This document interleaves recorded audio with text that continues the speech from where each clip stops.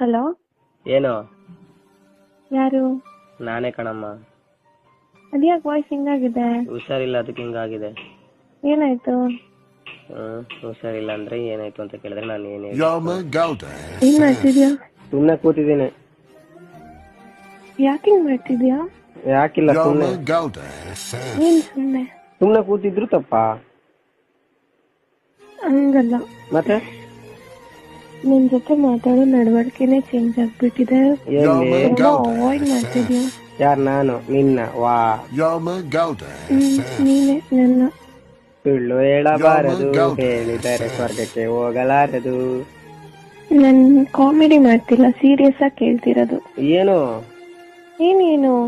ಏನ್ ಹೇಳು? ಆಯ್ತು, ಸೀರಿಯಸ್ ಆಗಿ ಕೇಳ್ತಿದ್ದಲ್ಲ, ಏನು? ಯಾಕೆ ಅವಾಯ್ಡ್ ಮಾಡ್ತಿದ್ಯಾ ಅಂದಿದ್ದು? ಯಾರು? ನೀನೆ. ಅದ್ ಹೆಂಗ್ ಅನ್ಕೋತೀಯ ನೀನು? ನೀನ್ ಇತ್ತೀಚೆಗೆ ಮಾಡ್ತಿರೋ ನಡವಳಿಕೆ ಆಗ್ಲಿ, ಮಾತಾಡ್ತಿರೋ ರೀತಿ ಆಗ್ಲಿ, ಟ್ರೀಟ್ ಮಾಡ್ತಿರೋದಾಗ್ಲಿ ಎಲ್ಲ ಚೇಂಜಸ್ ಕಾಣಿಸ್ತಿದೆ.